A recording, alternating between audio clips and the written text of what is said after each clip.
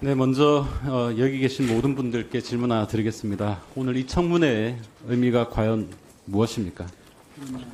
대통령이 지명한 고용노동부 장관 후보자가 장관을 맡기에 정말 적격한 사람인지 검증하는 자리가 인사청문회입니다.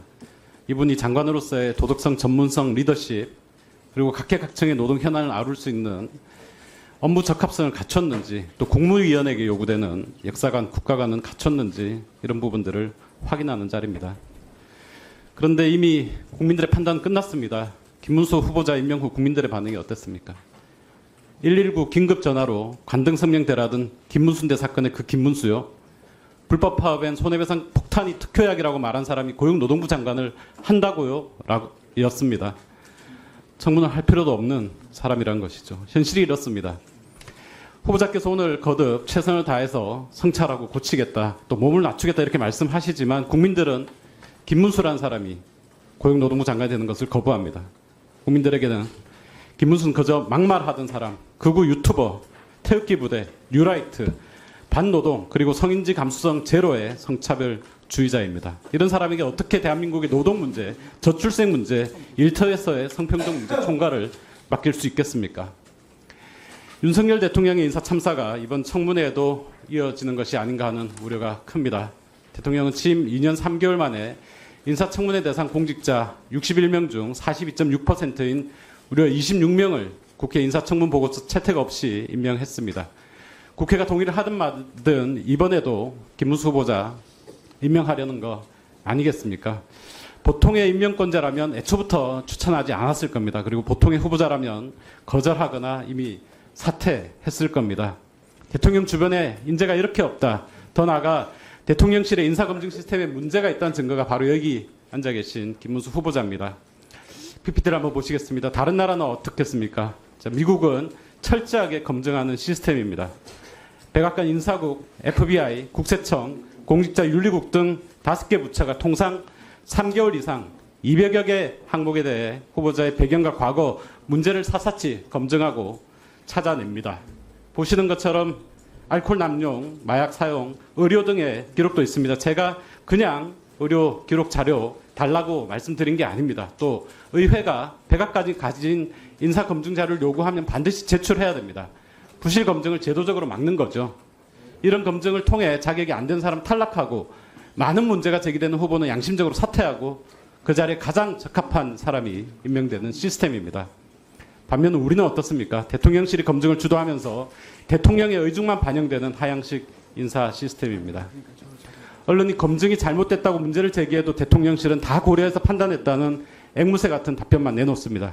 국회가 이 사람은 아니라고 판단해도 그냥 임명하는 무대뽀식 인사, 눈 가리고 아웅식 인사입니다. 청문회에 임하는 의원 입장에서 정말 심각한 회의감이 듭니다. 윤석열 대통령의 김문수 후보자 지명에 대해 저는 일부 여당 의원님들조차 반대한다라는 얘기를 들은 바 있습니다. 또 윤석열 대통령은 왜 국민의힘 사람이 아닌 자유통일당 전 당대표 김문수 후보자를 장관 후보로 지명했는지도 매우 미스터리한 일이 아닐 수 없습니다. 김문수 후보자 2020년 1월 자유통일당 대표 수락연설에서 우리 태극기 부대만이 대한민국을 적화통일로부터 막을 수 있다라고 말했습니다. 그리고 청문회 서면 질의에 대한 답변서에서는 자유통일당은 국민의힘과 정치적 지향이 다르지 않다고 답변했습니다. 지금도 같은 생각이십니까? 예, 같은 생각입니다. 자유통일당의 정강 정책 한번 보시겠습니다. 김정은 노동당 정권을 신속히 해체시키고 북한 동포를 구출한다. 반주사파법 제정하여 주사파 세력들과 그들이 만든 주사파 촛불 문화를 척결하고 정교조와 민노총을 해산한다. 상속세와 부유세를 폐지한다입니다. 후보자, 민노총 정교조 여전히 해산해야 한다고 생각하고 있습니까? 해산을 하는 것은 어렵기도 하고 또 저 합법적인 노조에 대해서는 헌법과 노동법의 보호를 받는다고 생각합니다. 예, 당대표 시절하고는 생각이 좀 달라졌다라는 말씀이시네요.